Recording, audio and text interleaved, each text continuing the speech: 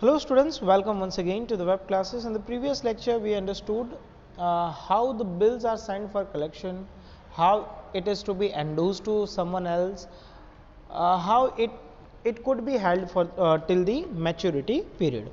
Okay. Now in the today's lecture we'll see entries to be passed at the time of dishonor of bill. Dishonor of bill का मतलब क्या हुआ कि जैसे कि जो मैच्योरिटी डेट है, जिस डेट पे सामने वाली पार्टी को पेमेंट करना था, है ना, सामने वाला पार्टी जो है हमें पैसा देने वाला था, अगर वो उस डेट को पे नहीं कर पाता, फेल्ड टू पे, है ना, फेल्ड टू पे, बेचारा पे नहीं कर पाया, हो सकता है कोरोना आ गया हो सकता है कोई इमरजेंसी आ गई हो, इसके वजह से अगर वो पैसा नहीं पे कर पा रहा है, ठीक है, तो उसे कहते हैं dishonour of bill. Dishonour of bill, बोलो क्लियर है।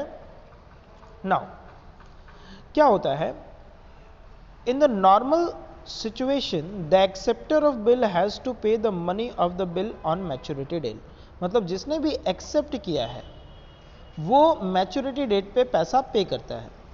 But on the maturity date if acceptor of the bill is not in a position to pay money of the bill or does not want to pay the money or does not pay the money of bill due to any other reason, हो सकता है उसकी condition खराब हो सकता है उसकी इच्छा ही नहीं है पे करने की, है ना, कुछ भी हो सकता है।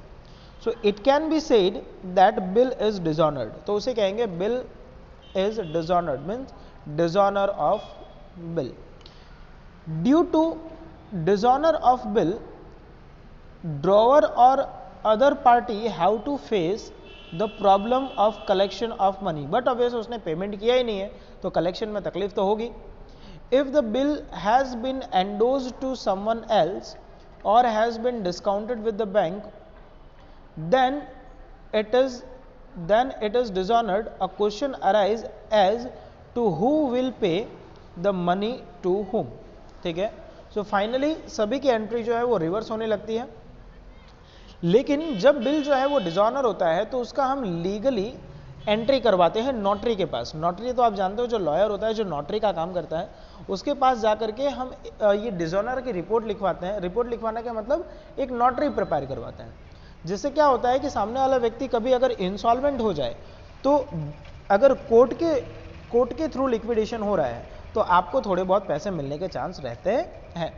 तो देखते हैं noting of dishonor of bill. Generally when bill is dishonored then it is required to be noted. This is legal procedure.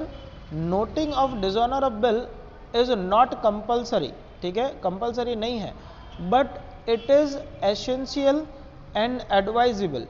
When bill is dishonored the holder of the bill can note the dishonor of the bill with the notary. In foreign trade noting of dishonor of bill is compulsory, ठीक है। समझ में आ रहा है क्यों notary करवाया जाता है, क्योंकि अगर सामने वाला व्यक्ति इंसॉल्वेंट हो जाए तो आपको उसके जब भी एसेट बेचे जाएंगे तो आपको थोड़े बहुत पैसे मिलने के चांसेस रहते हैं। Although it is not compulsory in internal trade, but in case of foreign trade और in case of import and export it is compulsory. Now noting charges. अब नोटिंग चार्जेस जो है वो कौन बेयर करता है? सबसे पहले तो जिसके पास बिल्स रिसीवेबल है वो पे करता है, वो क्या करेगा, वो नोटिंग चार्ज पे करता है ना। बट वो पे करने के बाद वो पैसा मांगेगा किससे? जैसे कि मान लो कि 10,000 का बिल है, 100 रुपीज नोटिंग चार्ज लगे, तो अब जिससे भी हमें पैसा लेना था हम उससे लेंगे 10,100 रुपीज। इज दैट क्लियर और नॉट? ओके, सो मैं एंट्रीज की ब्लैंक फॉर्मेट नहीं बता रहा, directly I am taking illustration number 6. okay, this would be the first and last illustration for this lecture. The remaining portion of this lecture will be covered in the subsequent lectures.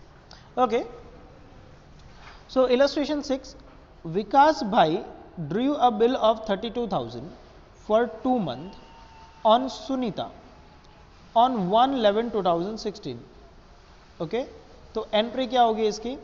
Vikas by drew a bill, तो for Vikas भाई it is bills receivable, so entry would be bills receivable account debit to Sunita account, to what, to Sunita account, and Sunita will write Vikas भाई account debit, Vikas भाई account debit to what, to bills payable account.